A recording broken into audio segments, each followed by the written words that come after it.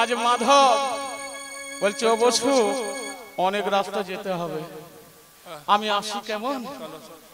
আর মাধব কি করলেন, হরিনাম শুনতে চলেছে। বাবা 2.5 কোষ রাস্তা হেঁটে যেতে হবে গো মা। তা হরিনাম শুনতে চলেছে, কিছু দূর সবে গিয়েছে, মাঝ রাস্তায় গিয়ে দেখলেন কতগুলো ভদ্র মহিলা, তারা হাতে সোনার চুড়ি পরে, কানে সোনার দুল পরে, গলায় হার পরে সবাই চলেছে হরিনাম কৃষ্ণ নাম শুনতে, গল্প করতে করতে চলেছে। মাধব মনে মনে চিন্তা করছে হরিনামের মহাগুণ তো। সারাদিন ঝোপের মধ্যে অবন্তীনগরে হাপিস করে বসেছিলাম, একটাও শিকার লটকাতে পারিনি, এখনো হরিনাম শুনিনি, সবে শুনতে যাচ্ছি গোবিন্দ মিলিয়ে দিয়েছে, অগ মিলিয়ে দিয়েছে, এখনো নাম শোনা হয়নি,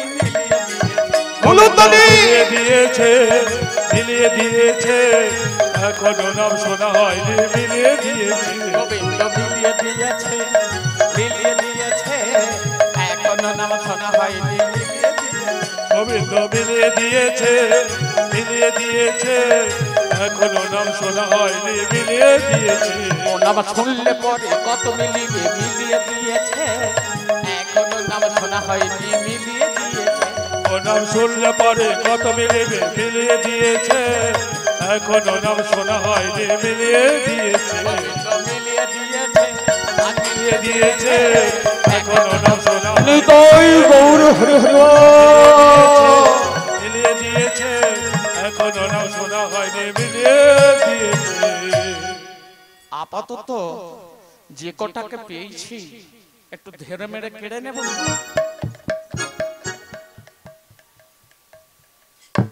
মনে মনে চিন্তা করছে এরা তো আয়ত্তের মধ্যে রয়েছে, পালাবে কোথায়, লাঠি খায় দেব। এইভাবে চিন্তা করছে আর মনে মনে ভাবছে একবার হরিনাম শুনেই দেখা যাক কি হয়। জমিদার বাড়ির আটচালার কাছে গিয়ে দেখলেন অগণিত ভক্ত মণ্ডলী জমায়েত হয়েছে, আর সবার মাঝখানে মাধব, সে তো আর যেতে পারছে না, তাই কি করলেন, একটি বটবৃক্ষের তলায় হেলান দিয়ে একনিষ্ঠ মনে হরিনাম শ্রবণ করছে। ভাগবত ঠাকুর বলতে, শুনো ভক্তগণ, যেখানে হয় হরিনাম সংকীর্তন, আগেই বলেছি স্থানটি হয় মধুময় মধুর বৃন্দাবন। আমার মায়েরা যখন এই বৃন্দাবনে ছেড়ে গৃহেতে ফিরে যাবেন, এই বৃন্দাবনের ধুলা কিন্তু আঁচলে করে নিয়ে যাবেন। কেন জানেন, বাড়িতে যদি কোনো অসুস্থ ব্যক্তি থাকে তার অঙ্গে সেই ধুলা লেপন করে দেবেন। দেখবেন যদি এক মনে দেন তার ব্যাধি অবশ্যই সেরে যাবে। নিতাই গৌর হরি হরি গো। এ ধুলা যা তা ধুলা নয় গো, এ ধুলা তাহলে কোন ধুলা? ধুলা রে ধুলা রে ধুলা রে ধুলা রে,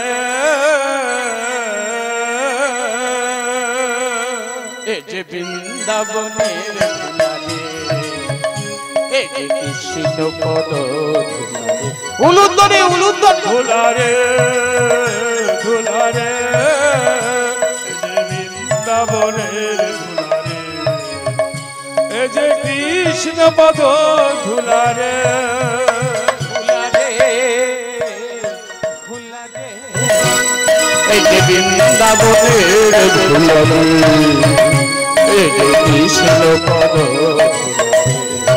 হরি হরি ধুলা রে, যে বৃন্দাবনের ধুলা রে, এই যে কৃষ্ণ পদ ধুলা রে, ধুলা খেলা খেলবো, খেলবো, ধুলা খেলা খেলবো, ধুলা খেলা খেলবো, মুখে হরি হরি বলবো আর ধুলা খেলা খেলবো, মুখে হরি হরি বলবো আর ধুলা খেলা খেলবো, মুখে হরি হরি বলবো আর ধুলা খেলা খেলবো, মুখে হরি হরি বলবো ধুলা রে ধুলা রে, এই যে বৃন্দাবনের ধুলা রে, এই যে কৃষ্ণ পদ ধুলা রে। উলুধ্বনি হরে হরে ধুলা রে, এই যে বৃন্দাবনের ধুলা রে, এই যে কৃষ্ণ পদ ধুলা রে, ধুলা রে ধুলা রে ধুলা রে ধুলা রে ধুলা রে ধুলা রে।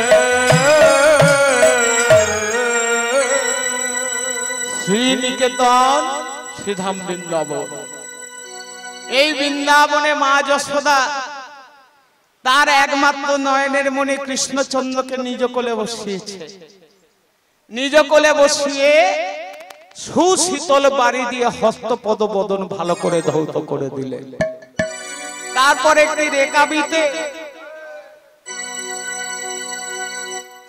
রেকাবিতে ক্ষীর স্বর্ণনী নিয়ে কৃষ্ণচন্দ্রকে সেবা দিচ্ছে। খা খা বাবা, সোনাই আমার মানিক আমার, খা। হেনকালে কৃষ্ণচন্দ্রের সখারা শ্রীদাম, সুদাম, দাম, বসুদাম, মধুমঙ্গল, গুড়গুড়ে সুবলে সে হাজির। ও যেখানায় গোচারণে যাবি না? তখন মা আমার কৃষ্ণচন্দ্রকে বলছে, খোকা ওরা তো সবাই এসে গেছে। মা আমার কৃষ্ণচন্দ্রকে সাজিয়ে দিচ্ছে। কৃষ্ণচন্দ্রের মাথায় বড় বড় কুঞ্চিত কেশগুচ্ছ দেখুন। সেই কুঞ্চিত কেশগুচ্ছ বিন্যাস করে অর্থাৎ আছড়ে দিয়ে মাথায় বেঁধে দিলেন 9 লক্ষ টাকার শিখি চূড়া। নিতাই গৌর হরি হরি। কোমরে দিলেন পিত ধরা, সেটা হলো 16 ভরি সোনা। চরণে দিলেন সোনার নূপুর, আর পরে দিলেন মোহনিয়া মুরলী বাঁশি, আর গলায় দিলেন 9 লক্ষ টাকার গজমতির হার। যখন কৃষ্ণ গোচারণে যাচ্ছেন, তার বয়স কত বাবা? তার বয়স তখন মাত্র 5 বছর।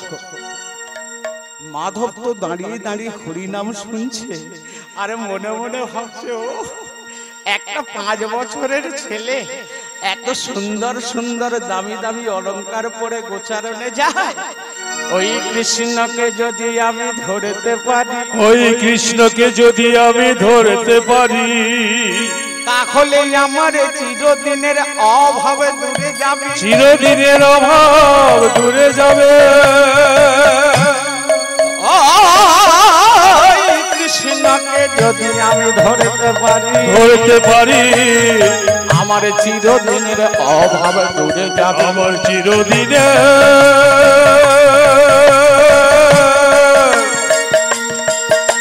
চিরদিনে আমার চিরদিনের অভাব, চিরদিনের অভাব মুছে যাবে। অতএব ওই কৃষ্ণকে আমার ধরা ওই চাই, কৃষ্ণকে আমার ধরা চাই, আর ওই কৃষ্ণকে আমার মারা চাই। ওই কৃষ্ণকে আমার মারা চাই, আর ওই কৃষ্ণকে মেরে স্বর্ণ অলঙ্কার আমার নেওয়া চাই। হরি হরি হরি। ওই কৃষ্ণকে, ওই কৃষ্ণকে মেরে ওর স্বর্ণ অলঙ্কার আমার নেওয়া চাই। এই পর্যন্ত হরিনাম শুনে বাবা মশার কামড় খেয়ে আর লাভ নাই। এইবার ঘরের ছেলে ঘরে ফিরে যায়। যখন মালপাটের সন্ধান পেয়ে গেছি, আর মিছি মিছি বসে বসে মশার কামড় খেয়ে লাভ নাই। মাধব কি করলেন? কিছু দূর গিয়ে ভাবছে না দেখি ভাগবত ঠাকুরের কাছে যাই, ওর কথা বিশ্বাস করে যদি আমি যাই, বেটা বা ঘোর দিচ্ছে না তো, মিথ্যা কথা বলছে না তো, বলি ও ঠাকুর মশাই। মাধবকে দেখে তো ভাগবত ঠাকুর থরথর করে কাঁপছে। আরে বাবা, ভয়ের কিছু নেই। আপনি যে ছেলেটার নামটা বললেন, নামটা যেন কি গো? কৃষ্ণ। কৃষ্ণ। আচ্ছা, একটা 5 বছরের ছেলে এত সুন্দর সুন্দর দামি দামি অলংকার পরে যে গোচারণে যায়, ঠিক যায় তো? নাকি আপনি মিথ্যা কথা বলছেন? ও বাবা, এই দেখো, এই পুঁথিতে লেখা আছে। ভাগবতটা খুলে দেখিয়ে দিলেন। মাধব মনে মনে চিন্তা করছে, পুঁথিতে যখন লেখা আছে তাহলে নিশ্চয়ই হরিনাম শুনতে, তাহলে নিশ্চয়ই যায়। এই বলে হরিনামকে বিশ্বাস করে আজকের গৃহের দিকে ফিরেছে। দেখ বাবা মাধব, বিদেশে জাতির বিচার করবি না, আর যাহা কিছু পরিত্যাগ করবি দেখিয়া শুনিয়া পরিত্যাগ করবি, আর ধর্মশালায় বা বিচারালয়ে সদা সত্য কথা বলবি। আর নারী জাতির কাছে সব সময় সত্যি বলবি না, কিছু কিছু গোপনে রাখবি। আমি তোমার কাছে বলে যাই কোথায় যাচ্ছি, আর তুমি কালকের বাসন মারতে মারতে নরহরির মার কাছে বলে দাও, আমার যাওয়াই বিতা হয়ে যাবে। কোথায় যাচ্ছি বলে যাব না, তবে এইটুকু বলে যাচ্ছি, ওই ভাগবত ঠাকুর হলো আমার পথ প্রদর্শক। এই বলে মাধব চলেছে বৃন্দাবনে। কি বলে গো? যাব কৃষ্ণ বৃন্দাবন,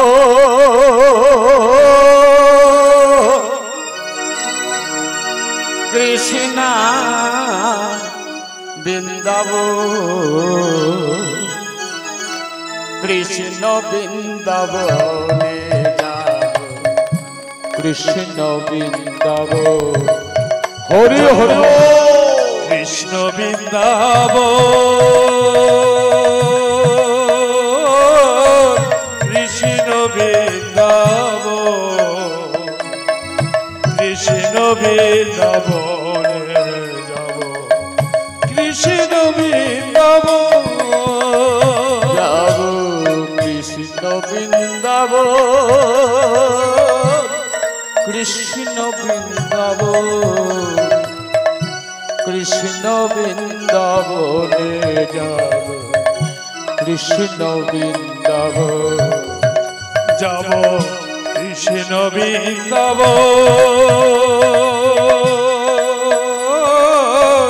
কৃষ্ণ বৃন্দাবন,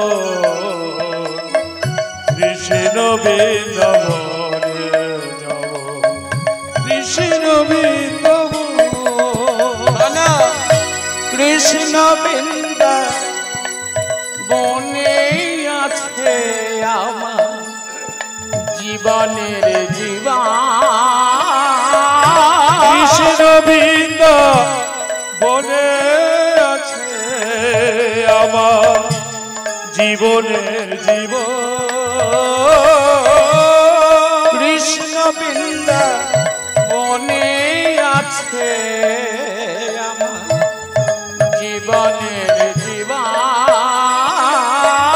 কৃষ্ণ বৃন্দাবনে আছে আমার জীবনের জীবন, কৃষ্ণ বৃন্দাবন,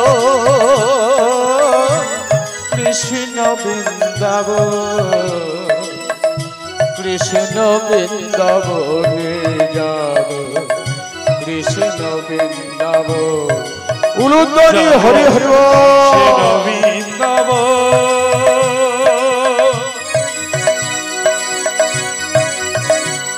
আমি যাব রে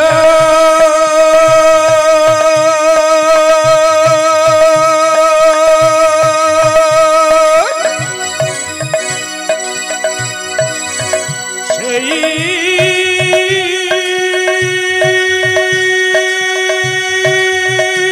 বৃন্দাবনে, আমায় বলে দাও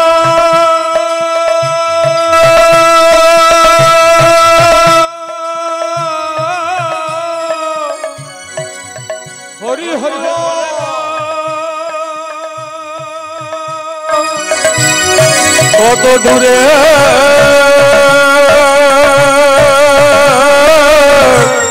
সেই মধু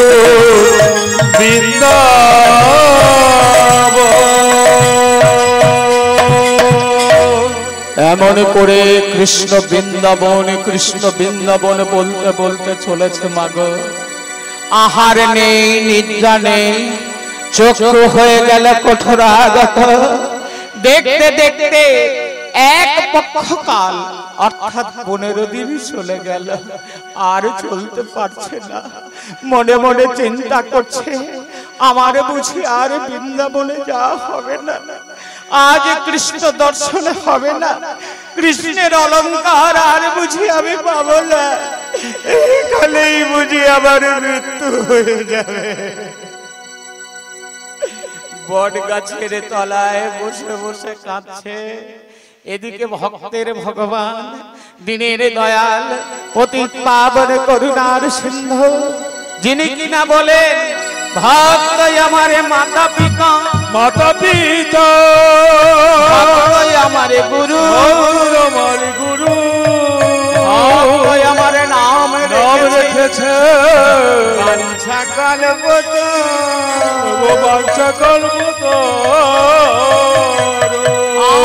ভক্ত যেদিন সেবা দেয় সেই দিন আমি খাই, আজ ভক্ত না সেবা দিলে আমি উপবাসে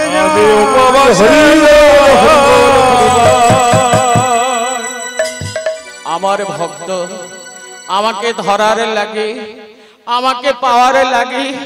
কৃষ্ণ বৃন্দাবন বলতে বলতে চলতে চলতে ক্লান্ত অবসন্ন হয়ে গেছে। যদি না আমি ওকে সেবা দিই তাহলে মর্তের ভক্তগণ আমার ভক্তের ভগবান বলবে কেন গো। তাই গোবিন্দ আমার নিজ গুণে কি করলেন, একটি 12 বৎসরের দইওয়ালার বেশ ধরলেন।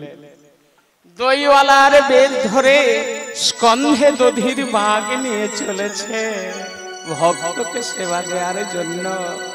দেখুন কেমন করুণার সিন্ধু ভগবান আমার। স্কন্ধে আজ দধি ভান্ড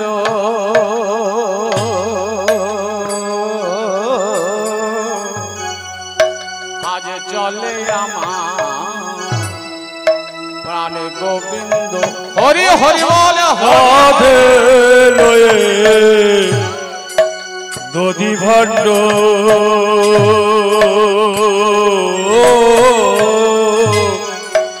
চলে আমার প্রাণ গোবিন্দ। আজ স্কন্ধে লয়ে দধি ভাণ্ড ওমা চলে আমার প্রাণ গোবিন্দ। হরি হরি হরি হরি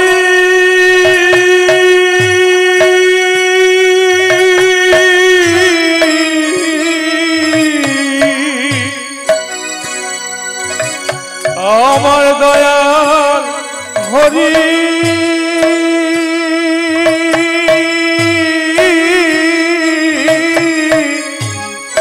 আজ ভক্তের লাগি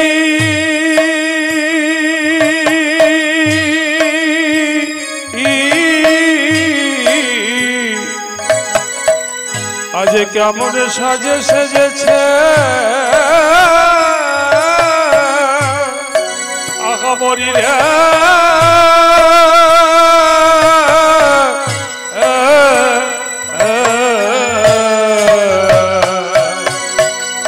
কাঁধে লয়ে দধি ভাণ্ড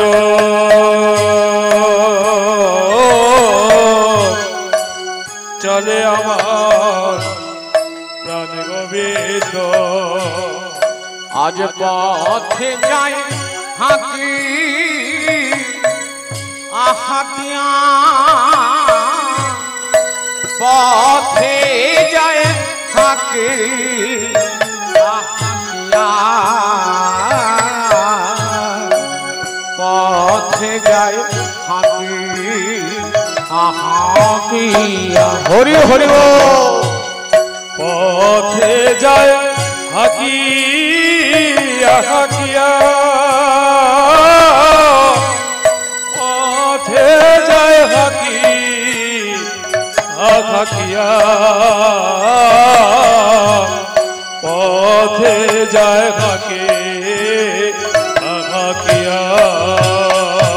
বলে দইকে নেবে বলে দইকে নেবে গো, দইকে নেবে গো, দইকে নেবে গো, ভালো তো ধিয়ানি আছে, দইকে নেবে গো, আমি ভালো দধিয়ানি আছি, দইকে নেবে গো, ভালো তো ধিয়ানি আছে, দইকে নেবে গো, আমি ভালো দধিয়ানি আছি, দইকে নেবে গো, আমি ভালো ধিয়ানি আছি নিতাই গৌর হরি হরি হরি হরি। ভালো দধিয়ানি আছি, দইকে নেবে, ভালো দধিয়ানি আছি। পথে যায় হাকিয়া, পথে যায় হাকিয়া। ও পথি